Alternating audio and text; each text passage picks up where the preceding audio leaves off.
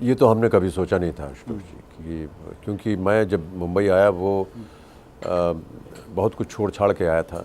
नौकरी कर रहा था मैं कलकत्ते में, अच्छी खासी नौकरी थी, 7-8 साल हमने वहाँ काम किया। फिर अचानक हमारे भाई साहब ने एक हमको इश्तिहार दिखाया फिल्म फेयर माधुरी टैलेंट कॉन्टेस्ट का, जिसमें जो प्रतियोगी थे वो उसमें भाग लें तो उनको एक सही अवसर दिया जाता था। और बड़े बड़े निर्देशक थे, उनको वो नौकरी मिलती थी, उनको वो फिल्में मिलती थी। तो मुझे लगा कि ये एक सही तरीका है फिल्म इंडस्ट्री में घुसने का। उसमें जब प्रिलिमिनरीज में ही मेरी हार हो गई तो मुझे लगा कि हाँ अब छोड़ देना चाहिए। मैं आपको बताना चाहूँगा कि इतना दुर्भाग्य था भी नहीं। उस प्रतियोगिता के जो विजेता थे वो थे राजेश खन्ना। तो अब आप समझ सकते हैं कि किस स्थिति के वो कॉन्टेस्ट था।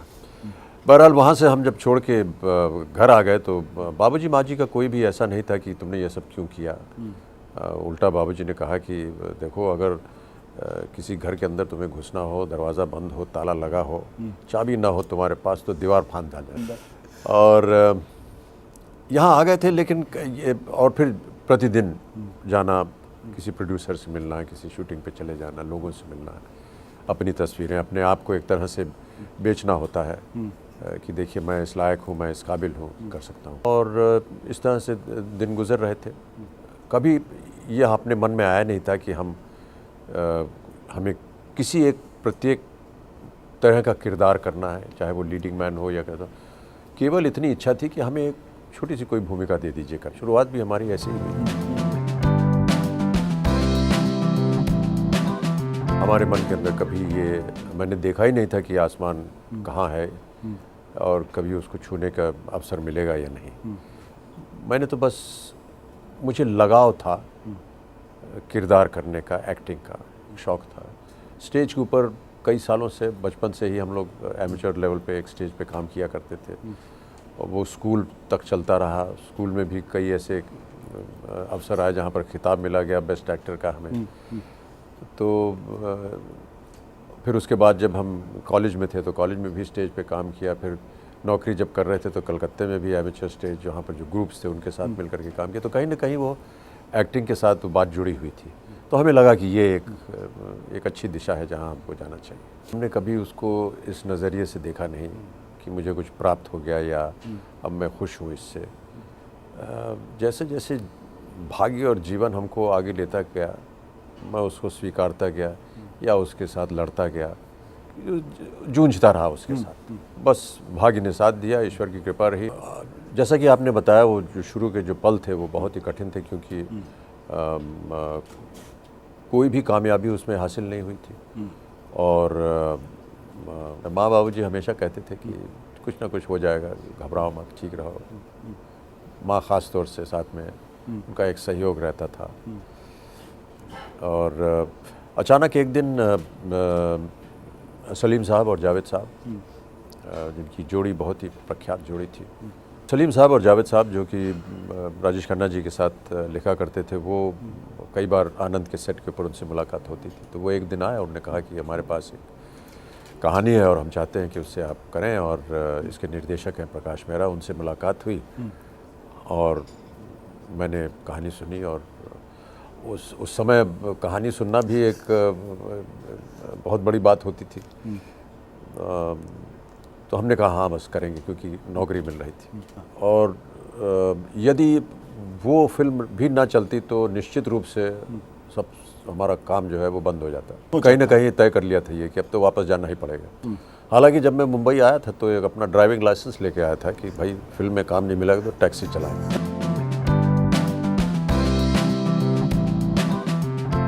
तो इस तरह से जंजीर मिली। और बाद में मुझे पता चला कि बहुत से बड़े कलाकारों ने भी उसको रिजेक्ट किया हुआ था कि वो नहीं काम कर सकेंगे, इसलिए वो फिल्म मुझे मिली।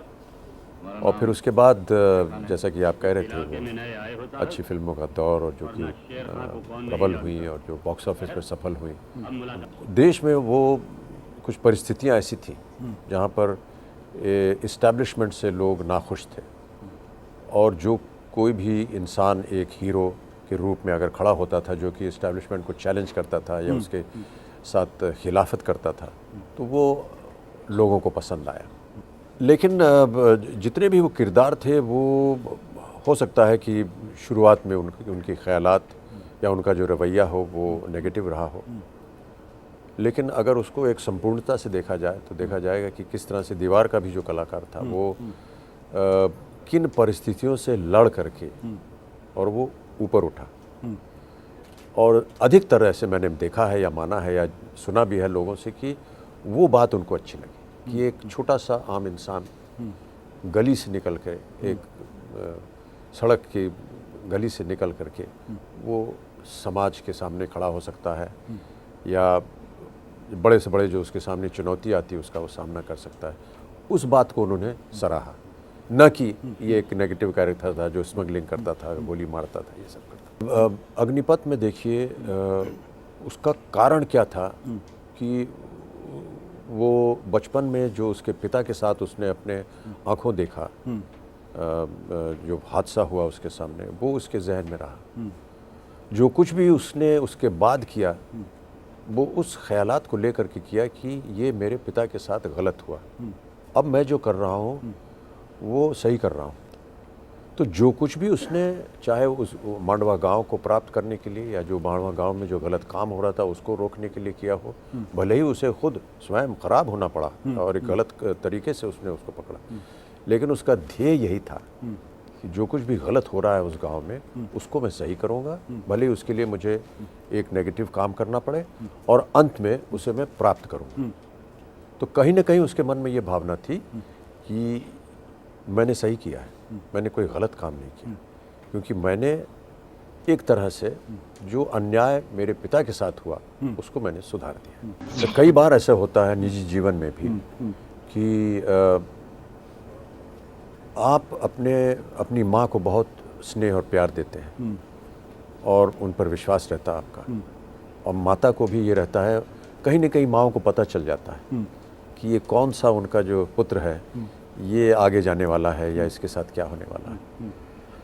हो सकता है जिस तरह से उनका व्यवहार रहा हो दीवार में, उनको ये पता था कि जिस रास्ते पे जा रहा है हो सकता है इसकी जान चली जाए, लेकिन जो ये काम कर रहा है वो एक तरह से ये जो इसके ऊपर लांछन कसा गया था कि मेरा बाप चोर है, उसको उतारने के प्रयत्न में है। तो वो स्नेह और वो प्यार जो है वो हमेशा बना रहा।